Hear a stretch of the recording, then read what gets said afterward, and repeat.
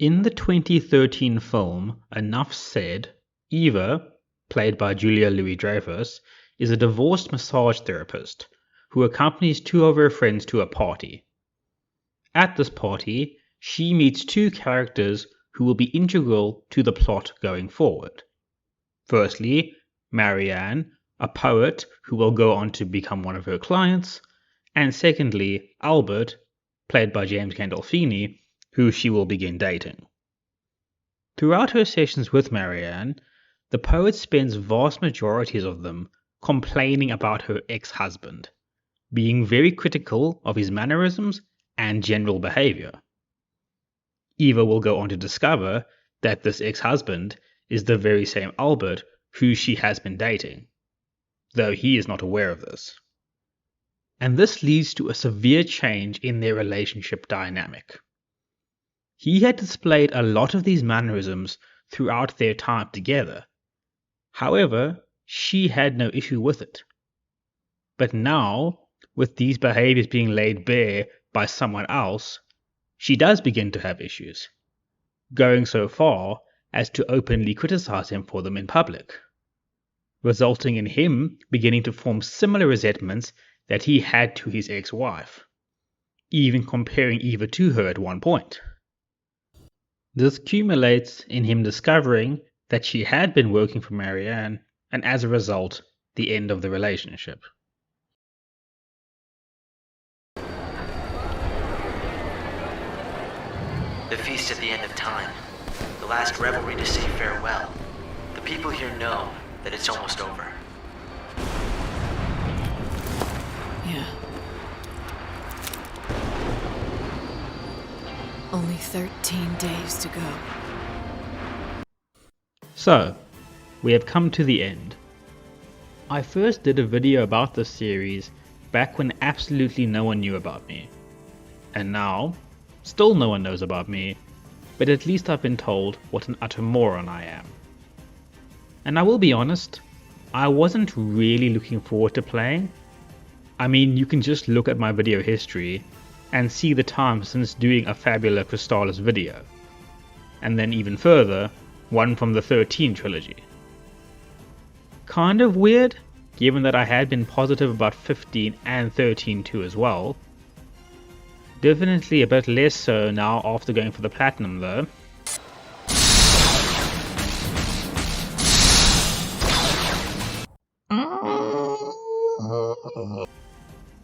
Well, there was three factors involved. Firstly, just a bit of a general RPG burnout as a smaller factor. Then, as one of the two bigger ones, the presence of other Final Fantasy games. When I started running through the series, we were going through a bit of a dearth in Final Fantasy related games. So there wasn't really anything to turn my eye. But as of 2023, that's not really the case anymore. We have seen the release of 16, Rebirth, the Pixel remasters to console, and of course, the greatest Final Fantasy game ever, Theatrhythm Final Bar Line. Yeah, really weird coincidence on that, incidentally. The day I went to capture the footage of Theatrhythm for this part happened to be the same day as the anniversary of the release of Lightning Returns. And as a result of the presence of those Final Fantasy games, with a bit of a better reputation, or maybe that I had more attachment or interest in, I just felt like I wasn't going to really enjoy this. And of course, lastly, this is the end of a trilogy. A third in a succession of escalations and developments within a certain established plot and with particular characters. So naturally, if you weren't really into that plot, or maybe more importantly, didn't really like those characters, you aren't going to really be up for a final entry. But despite these barriers that I had put up, I ended up being very pleasantly surprised. So let's get into it.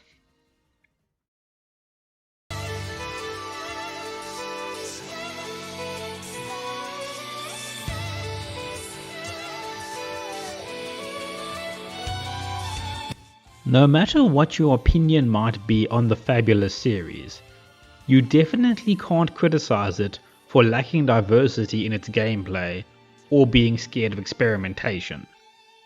Only 13 and 13.2 have similar combat, and even then there are some noticeable differences.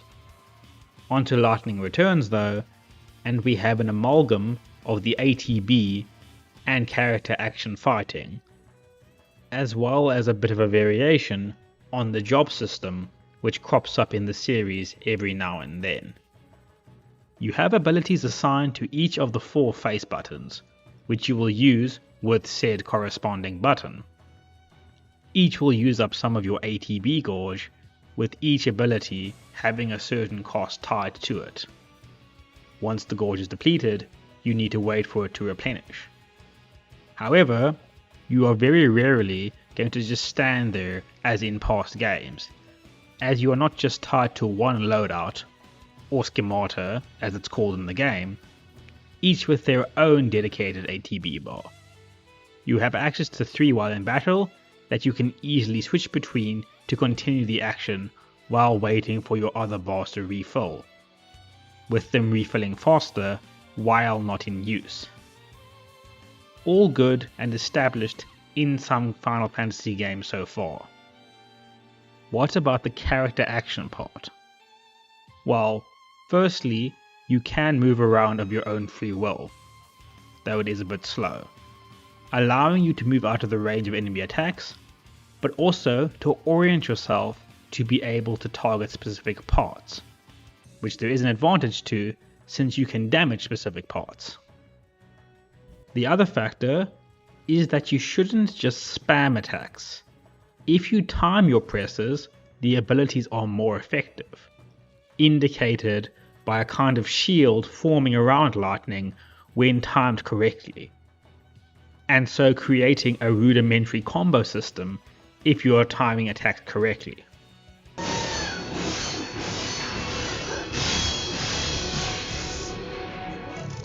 Also, you can time your blocks and dodges so that they completely negate damage. So there's actually some thinking and strategizing that needs to be done in fights, when it comes to preserving ATB, positioning yourself, a third thing we'll be getting to shortly, and also with the stagger mechanic, because it has been tweaked a bit again. You are very unlikely now to be able to stagger an enemy just by non-stop peppering it with magic attacks as in the previous 2. If you want to stagger now, you really have to focus on the specific criteria for it, be it using a certain element, a certain kind of attack, blocking perfectly, or even taking the risk of hitting an enemy just as they are about to attack. An alteration to the earlier formula, which I think is well done to cater to the change in combat style.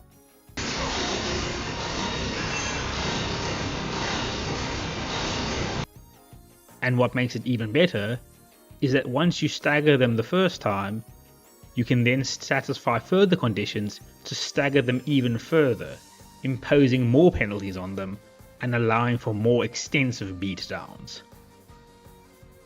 I do have one small gripe about staggering though.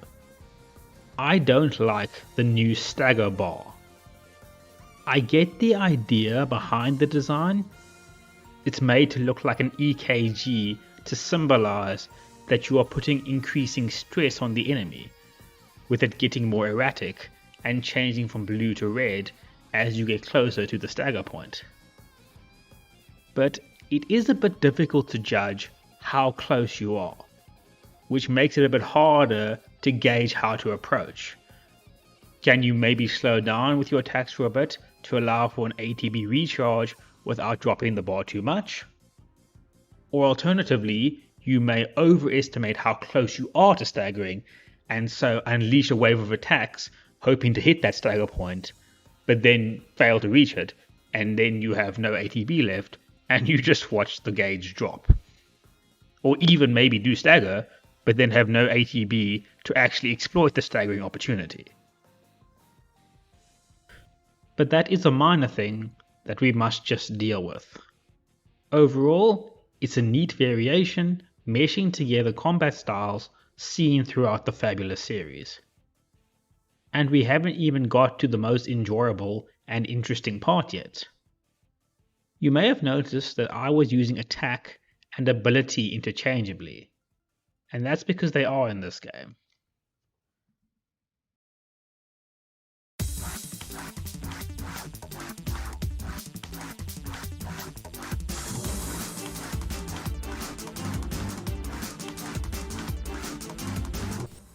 I mentioned the third meshing of styles here involves a variation on the job system, though it's not exactly that. In some ways, you could argue it's more similar to the materia of 7, or maybe the ability learning of 9.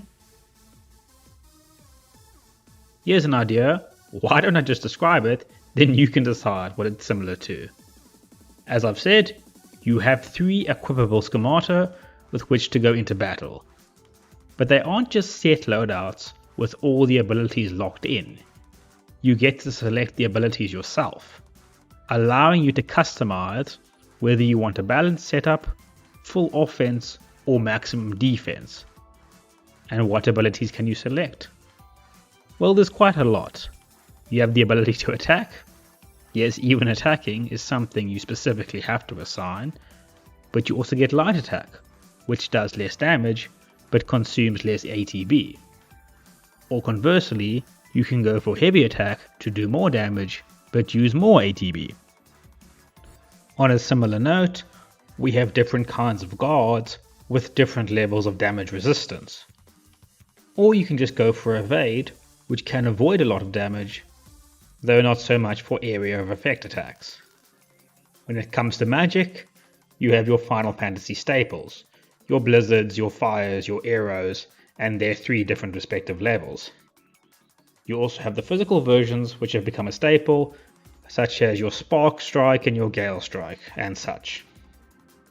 But what there's also now is things like Firestorm, which combine 2 elements into one attack, fire and air in this case, and things like Flood, which is like Blizzaga, but physical instead of magic.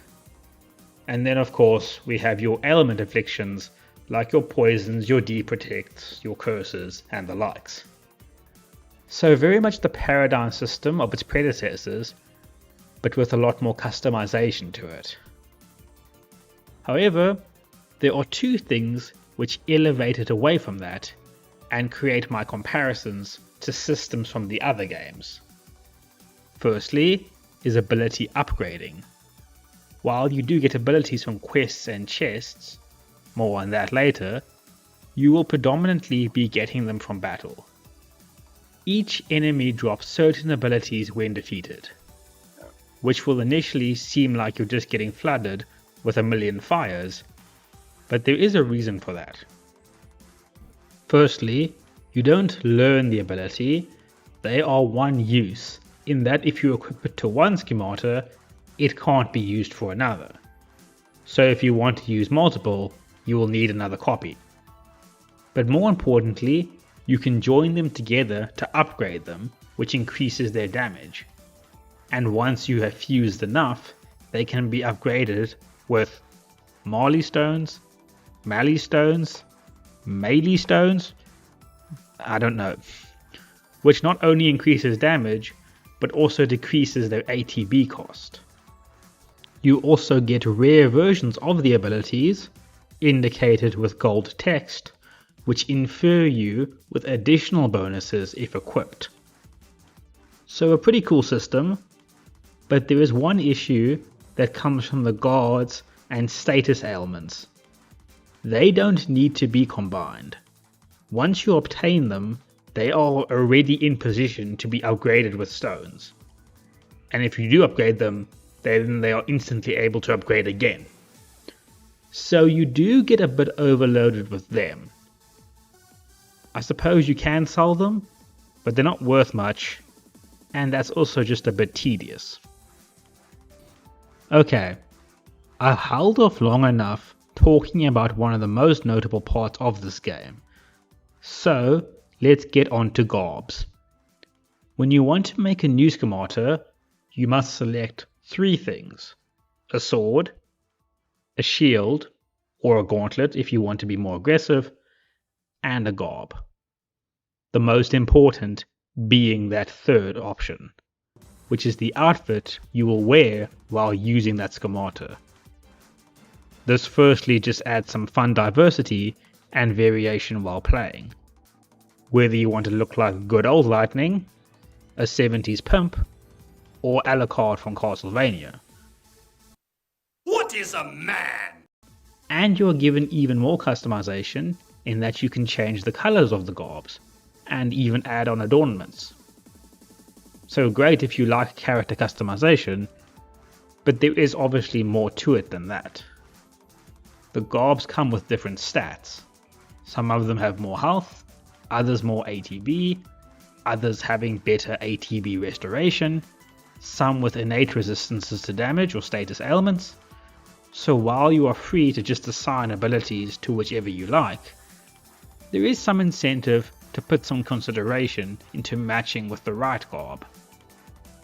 Especially since there are some which come with abilities locked into them that you would probably want to synchronize with, and then there's also outfits that enhance specific abilities. This is probably the Final Fantasy where I've had to do the most consideration of how to match the right equipment for a fight, taking into account the weapon, for they also have bonuses as well, the benefits of the outfit, what abilities to assign, and how accessories can supplement weaknesses or enhance the whole schemata. Which is why it's nice you can have a set of backup schemata to swap around with on the fly. So for the purposes of combat, but even if you just like to accessorize, there is a good push to want to find as many garbs as possible, which does very well to enhance the subject of the next section.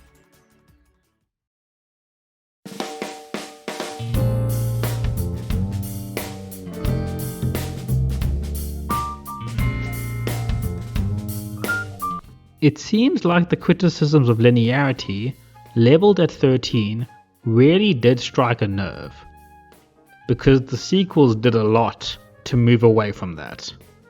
Like with 13.2, Lightning Returns' maps are smaller and more segmented. And even more than 13.2, there is a greater sense of discovery. You arrive at a place with a rough guide of what you're looking for, and then you're left to find things, leading you to discover as you move around, be it chests, quests, or stuff for the main plot line. Aided by Lightning having better means of navigation than characters of the past. She has the ability to sprint, though it does come with a stamina bar, which is generally annoying, but even more so for something we'll get to. But more importantly, her jumping ability is better than that of her sister, as she is more nimble and has the ability to grab ledges to lift herself up. Though this improved navigation can't always help morons like me.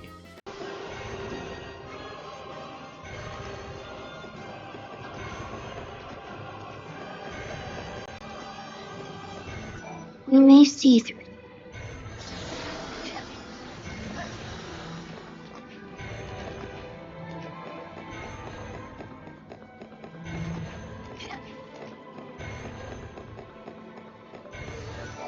Build a bridge of light across.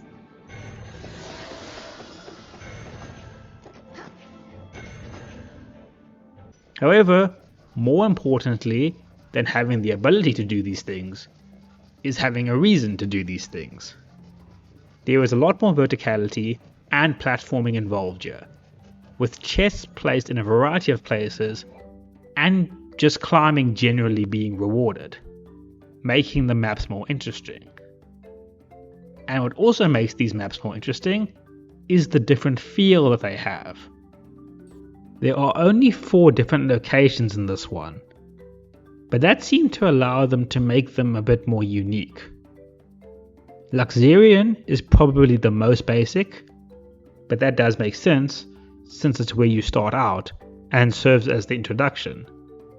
And then Yusnon is similar, also being a city, but it features more verticality and involves a lot more platforming. There's also just a different vibe, with Luxurion being a very puritanical and devout city, while Yusnon is party town. Then we get the Wildlands, in which you have access to a chocobo, and so a lot of navigation is based off of that, and its ability to glide. And lastly, the Dead Dunes, which, as the name implies, is a desert which allows you to climb the dunes and slide down them when you're not doing dungeon delving in the tombs. And it also has one of the best overworld themes in the series.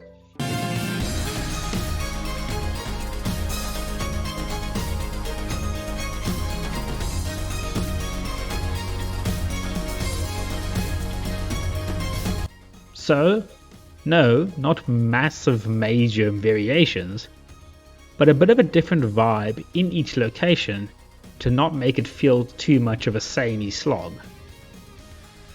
But is there actually a reason to explore other than the sake of exploring? While yes, firstly, there are the chests which have accessories and abilities to assist combat, as I have mentioned, but there is the other factor, which will be explained in our next part.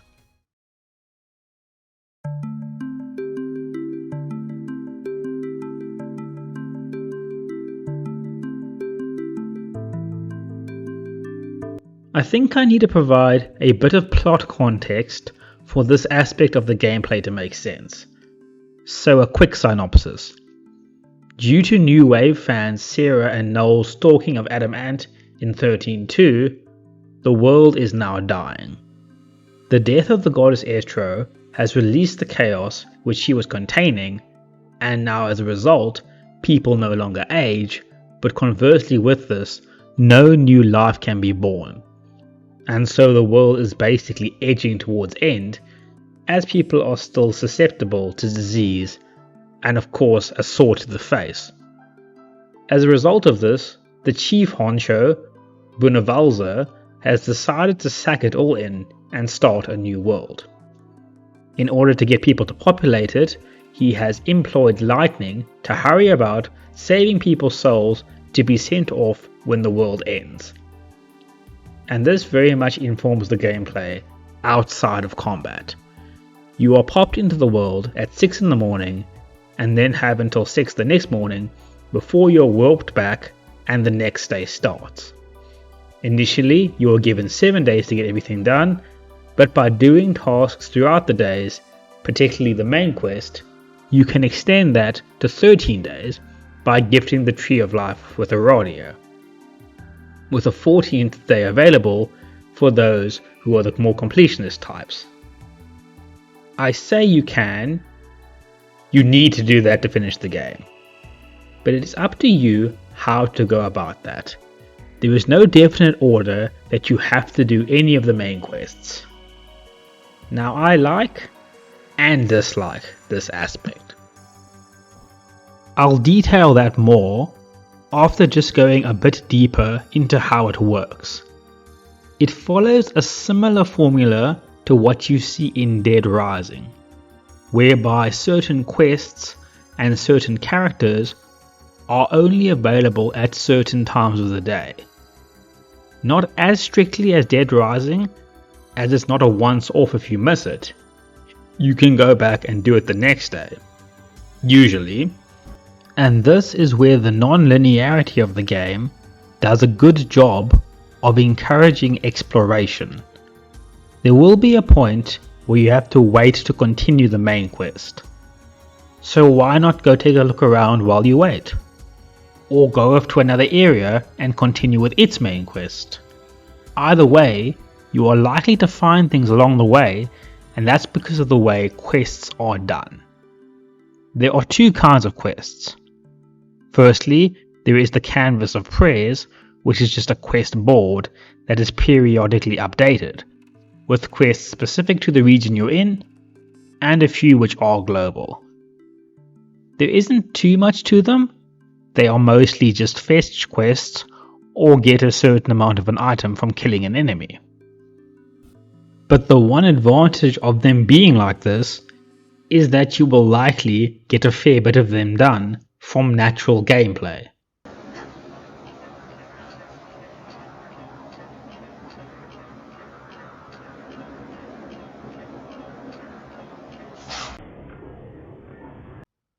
And I really like that you can instantly complete a quest that pops up if you have the necessary stuff for it already. Something which stretches to the other quests. There are quests related to actual people you speak to in the world, with small storylines related to them. These quests aren't just posted for you to pick them all up when you arrive in the area. You need to actually find people with stars above their heads, who again might only show up at certain times or will only be available after having completed another quest prior. So this, along with there being more interestingly placed chests which involve actually looking around, gives some good motivation to actually attempt to discover. But is that the only point of quests? To give you something to do to pass the time while waiting to be able to continue with the main plot? Well, no. They can actually assist with the mainline stuff, because there is something very cleverly done with side quests. Fortunately, because you probably aren't going to be too captivated by many of these people's stories. I think there's something wrong with a lot of them. And they don't believe in the Order's teachings. Those Retro-fanatics used to keep a low profile, but recently I see them everywhere. The Order's authority isn't what it was. Now those people wander the streets like they own the place. Do you think they know something we don't? Maybe they have a date for the end of the world, who knows?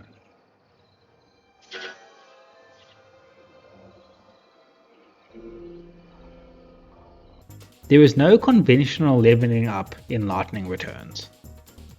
Most of your buffing up is going to come from the Garbs, which you will predominantly get from these side quests, but you also get stat increases from completing them.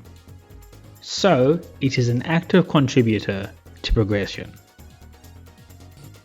But then you may ask, what is the point of entering into combat with random encounters then? Well, there's obviously the farming of abilities, as well as the extracting of money, but there is a third aspect which can assist with getting things done. Similar to the technique points of 13, Lightning now has energy points.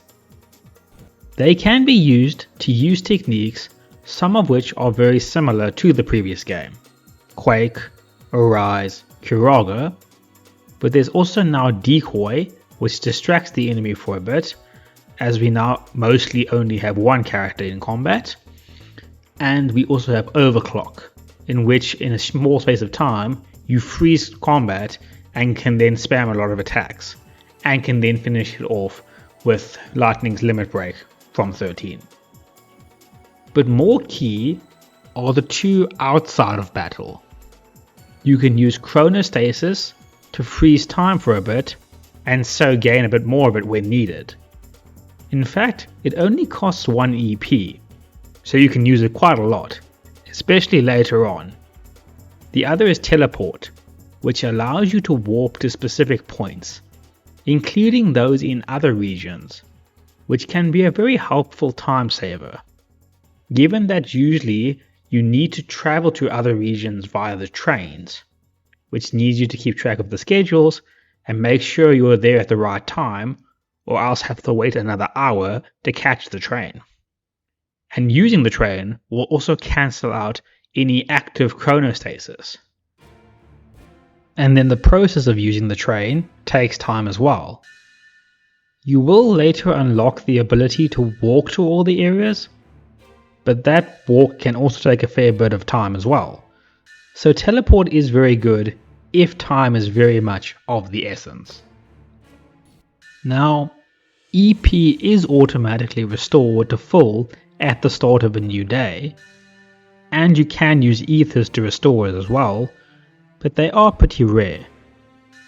However, you also get that from battles. Each creature gives a certain amount of EP as a reward for defeating them. So if you get a pretty good knowledge of how much EP comes from each enemy, you can strategically use teleport and chronostasis to extend the day a lot longer than it normally would be. Bonuses to this for situations where chaos appears.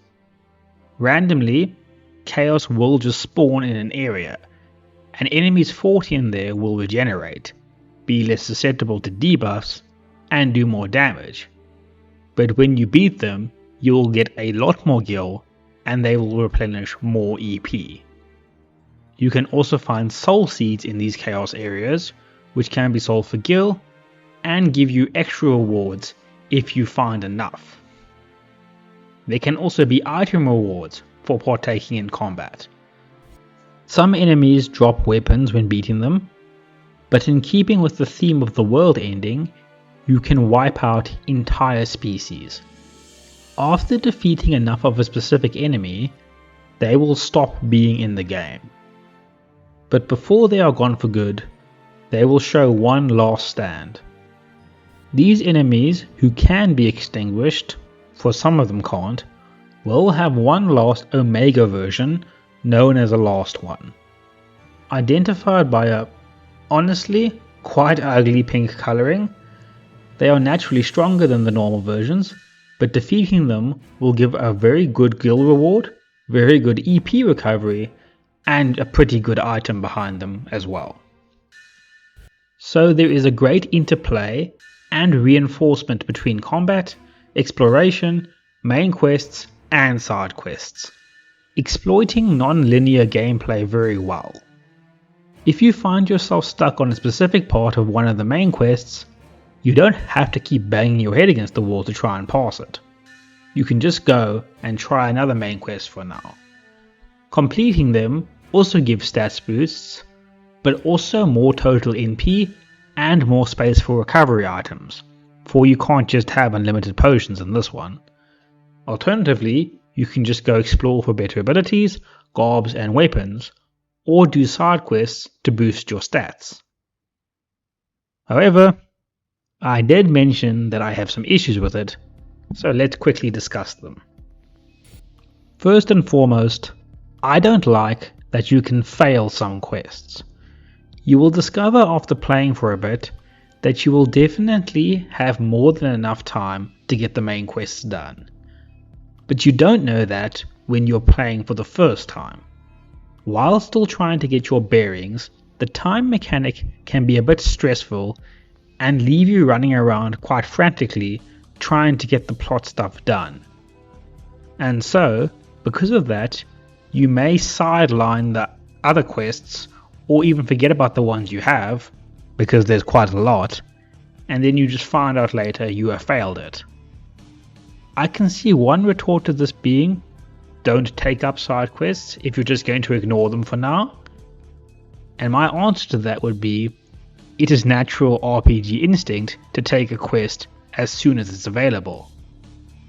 But even more so in this game, given that the moments for the quests being available are time sensitive, so you would want to make sure that you've got them noted once you are aware of them.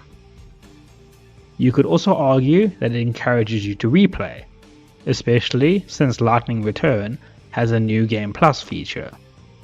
After all, Dead Rising works off of the principle of failing and using that to inform a new playthrough. But the difference is, Dead Rising is designed for quick restarts, in which you can game over and then be back to that point within a matter of hours. In contrast, Lightning Returns is still a Final Fantasy game, with the length of one, and I'm not going to be replaying that for just one or two poxy side quests. Second, while my comment of you can just drop a quest and move on to another one if you are facing difficulties is definitely true, it doesn't feel like it sometimes. I spent an entire day doing the Dead Dunes main quest, but then found myself having difficulty with the final boss of it. But now I didn't want to just leave because it was like midnight, so if I just abandoned it now, it would have felt like I had wasted a whole day. I still feel a bit bitter about this one, because eventually I did leave it, since I wagered the reason I was struggling was because my EP and recovery items were low. And so I was sure if I came back with them replenished, I would do the fight just fine. But then I was hit by another feature of the game. Enemies, including bosses, get stronger as the days pass, with the bosses becoming new, stronger versions of themselves. And yes, you guessed it correctly, when I came back the next day, the boss had become its stronger version. Anyway, these two criticisms are pretty minor, and mostly come as a consequence of being unaccustomed to the gameplay style, and so overstressing about time limitations. But the third one, I feel, is a bit more substantive, and it's kind of the opposite problem of the previous two. You are actually likely end up having too little to do. You are probably going to have finished with the 5 main quests by give or take day 8 or 9. That will then leave you with 3 full days in which to do side quests. But given the waiting, or perhaps the need to strengthen, you would probably have done a fair bit of those side quests in between the main quests in those first few days. So for the last 2 days, you will have very little to do. I don't know, maybe they could have saved some mainline stuff for the later days? Also, why can't I sprint indefinitely? Why have a stamina bar that stops me from being able to sprint in a game where the entire point is to be able to get to locations as quickly as possible? But I really did enjoy the experience. One of the better parts about 13 for me was the combat already, and I found it improved upon in 13 too. But I was still positively surprised by the experimentation and execution that was on display here. But this wasn't the only area where my surprise came from.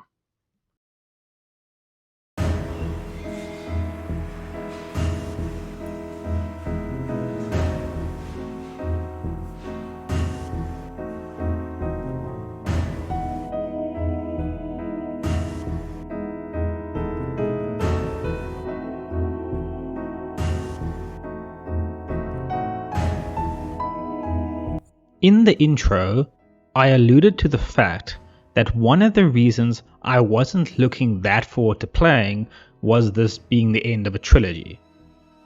This wasn't/wouldn't be a criticism. Trilogies are narratively designed to be based off of a premise and characters and world building in the first piece, and then in the second creating major frictions and developments before having conclusions of plot and character arcs in the third. I remember when I was younger and not really into the Metal Gear series yet, I read a review for Metal Gear Solid 4 and they gave it 40%. Now, you can have whatever opinion you like of Metal Gear Solid 4. I personally absolutely love it, but I know it is pretty controversial in the fan base. But the major criticisms in the review were that it made too many references to the plot and characters of the previous games and was too tied to them. And it's like, why are you surprised that the culmination of a series renowned for its complicated plot lines would be making references to the previous games? Anyway, my point is that were I not to have enjoyed the plot aspects of Lightning Returns, I wouldn't have criticized it very strongly for it. I would have acknowledged that since I didn't really care for any of the characters from the off, then naturally I wouldn't get too much from having them have conclusions to their arcs. But I was surprisingly interested with quite a bit of the plot here. The characters are still mostly uninteresting, as not too much development has gone into them, but I think that's mostly because you don't really get to see much of them. All the major characters who have appeared throughout the trilogy do feature, but in small, almost episodic chunks as part of one of the main quests. So, while obviously that doesn't give too much chance for character development, it also does mean that if you don't like a particular character, then you aren't stuck with them for too long. Well, I mean, apart from Lightning, but the game is literally called Lightning Returns, so I don't know what you would be expecting if you're shocked that she features a lot. But all that being said, I actually did find myself having a better opinion of the characters by the end here.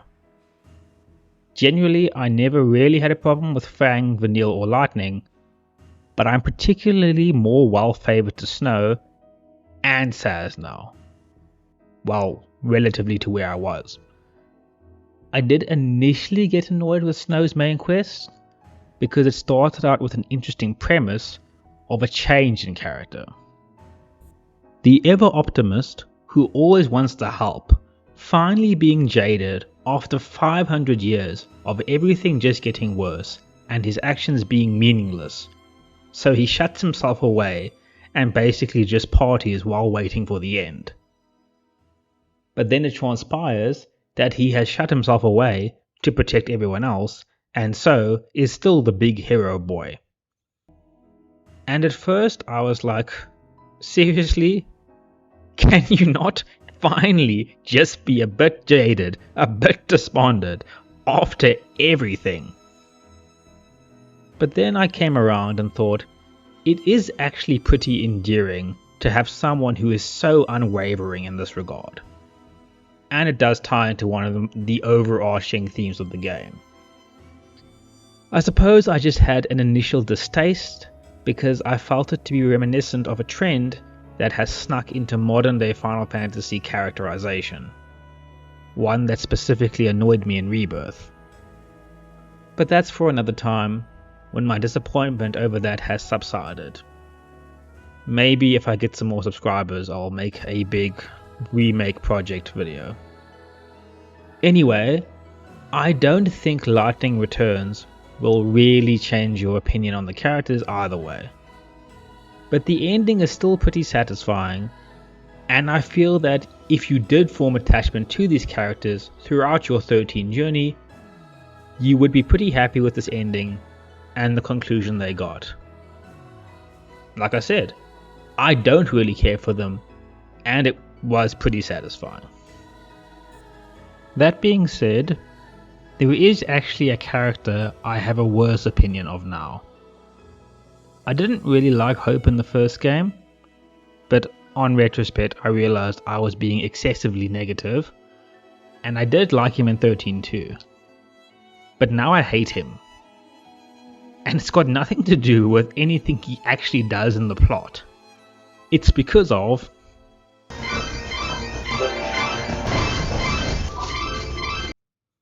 he never stops annoying you to continuously tell you irrelevant nonsense that you already know. Constantly chiming in to remind you about things that you completely understand. If you're low on health, you will get lectured to heal. When in the midst of a main quest, he will continuously remind you about your objective. When the day comes to an end, you will get reminded at 5 o'clock, 5:30 and 5:45 that you're going to be going back to the Ark. There's also an EP ability, Escape, which allows you to leave the battle, but if you use it, it does progress the day forward by 1 hour. So it's a bit, risk reward. And every time you use it, he reminds you, you've lost an hour of the day. I'm on day 9 now. I can assure you that I understand how this works now. Hey Lightning, hey Lightning, hey Lightning, hey Lightning.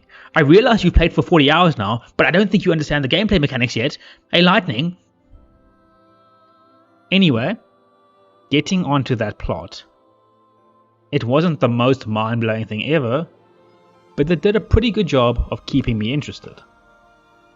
There was enough intrigue to keep me wanting to continue to see explanations. Lumina bearing similarities to Sarah and continuously appearing with her intentions never being clear, fluctuating between seemingly wanting to help and other times seeming more malicious, provided a good aspect of me wanting to uncover that. And the reveal of who she really was is a pretty good twist and gave Lightning some good closure. And just to go back to characterization quickly, a character like this, who often pops up to taunt you, is very easy to make extremely annoying. But I didn't find that to be the case with her. And then, despite them maybe being a bit too blatant about it later on, the Buna Velza aspect was pretty good. One of the main things that would have been ingrained in you from playing through the previous games is an innate and almost reactionary distrust in the deities of the world of 13. And they played off of that very well to begin with. When you start the game being told that if Lightning does exactly what Buna Velza wants, he will give Sarah back, immediately you kind of just think, yeah, no, there's something very suspicious here. So again, that's another factor to want you to progress the plot, so you can see what the inevitable way he's going to screw her over is. Though, again, unfortunately, they do hammer on this point a bit too much later about how he can't be trusted. A little bit more subtlety, please. All in all, a pretty well constructed plot that gives a gratifying conclusion to this 3-game journey. Even if I do feel it was a bit too saccharine and happy. But I am a miserable curmudgeon. A pleasant development for someone who expected to find this aspect the most exhausting part of the game. But like with 13-2, it wasn't specifically the plot or characters that I enjoyed most in this regard. It was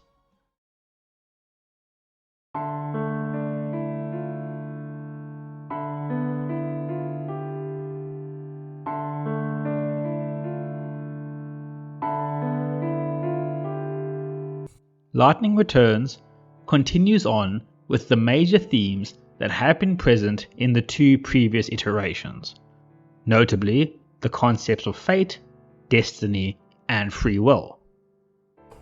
But the state that the world is now in provides a pretty interesting new perspective for examining them, and in doing so actually ties them all into one big overarching theme.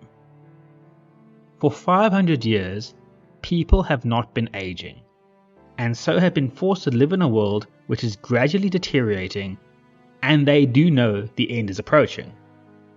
And this includes people who are stuck as children, which has placed them in a position of having been alive for so many years, but still having people view them as nothing but children as they are viewed in normal situations, lacking the experience and nuance you expect people to get from only growing up. And this brings up the question, what would you do in this world? Do you attempt to find meaning and satisfaction when you know it will be for nothing? And is it even possible to find something which will satiate such a desire for the amount of time you've had to exist for? Do you just settle into a routine which gives you small comforts that allow you to pass the days, or do you look for something more? Attempt to have new experiences or learn new things? Or do you just do nothing, waiting for the time to pass? Since inevitably it will be for naught, even though it's still a lot of time that has to pass. And to be fair to the side quests, they do a pretty good job of examining these questions, despite my earlier claim of not finding them overly interesting. We get to see people who are still able to find fulfillment and meaning in relationships, finding joy in reconnecting with those who they may have left behind, or in forging new ones, as well as seeing those needing to come to terms with having lost people who they cared for, and now they must just continue on with this ageless life alone. But we also see those who do just want to continue without having to confront any of this, and feel it's best just to move along killing time. I don't know why I was so dismissive of it earlier.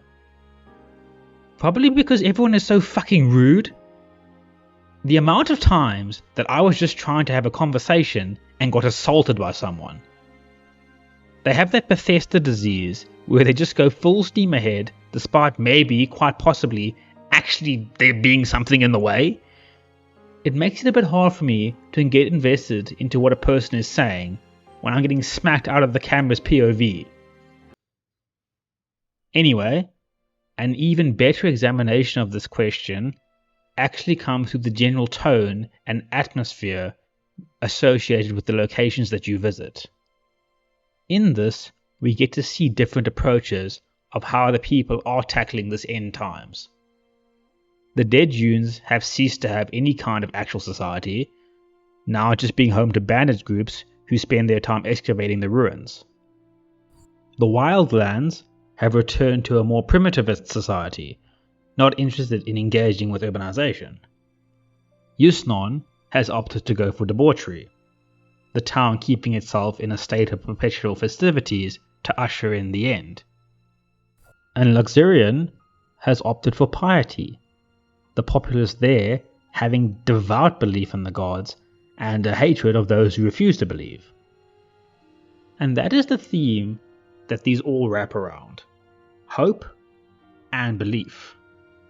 The focal point being the Saviour who will come and shepherd in the new world, with particularly the people of Luxurion staunchly believing in her. But interestingly, we do have opposition to this as well. The children of Etro swear by her and are distrustful of the claims being made about the Saviour.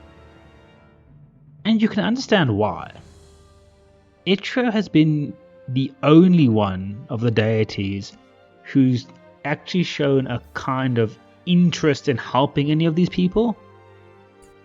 But you could retort by saying, where did that get them? It killed her, which released the chaos and made everything worse. But still, a distrust in Bunavalza is completely warranted, given the treatment received from the Falsi in the past.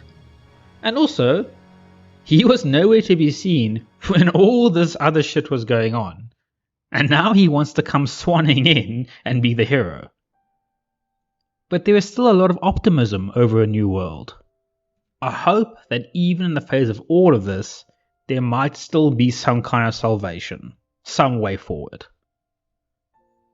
But to have hope requires to have things to hope for. And this requires emotions and feelings and memories, things to hold on to. Something brought more to the fore towards the ending. We discover that even though people die, their souls still continue to exist, and merely just return to the chaos, which is where they were originally born from. We also discover that as part of the plan for the new world, Bunavalza first wants all of these souls destroyed, so that in this new world, there are no ties to the past, no memories, and virtually no emotion. So that his new society will be nothing but obedient puppets who answer to all his whims. Particularly as he is not able to see the thoughts and emotions of people currently.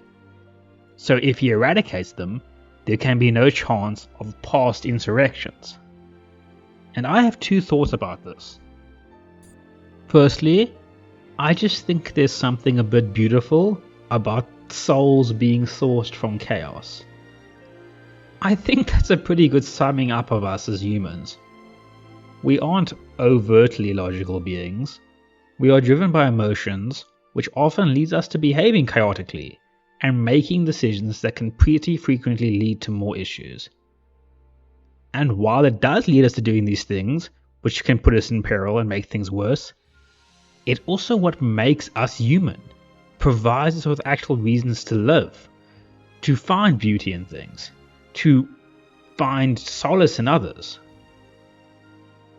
Secondly, it feels pretty relevant nowadays. I feel like we're living in a time in which there's an effort to dampen emotions. I'm sure people would argue that recent happenings in the world which say that people are too driven by emotions and their feelings. But I would argue that it's only certain emotions that are being allowed. Emotions like outrage are very much kept going, as they can be weaponized and manipulated for the exploitation of people. Much like how Wunwalder wants to just have people in a way that he can control. But things like empathy and compassion are being increasingly mocked and ignored. Particularly, we are returning back to that mindset that men shouldn't be allowed to have emotions. And I've also seen a pretty stark increase in people insulting the idea that you might become emotional after engaging with a film or a book or music. So I feel like it's a pretty relevant point to talk about. Something similar is seen in Type 0. In its plot, when people die, they are completely forgotten about, so no one remembers them, and this allows for continuous war. And speaking of Type 0,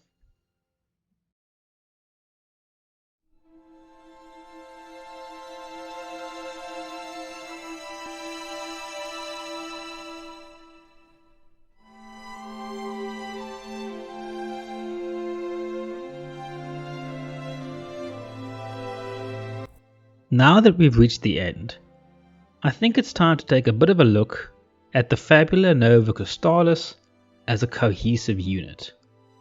I have enjoyed it.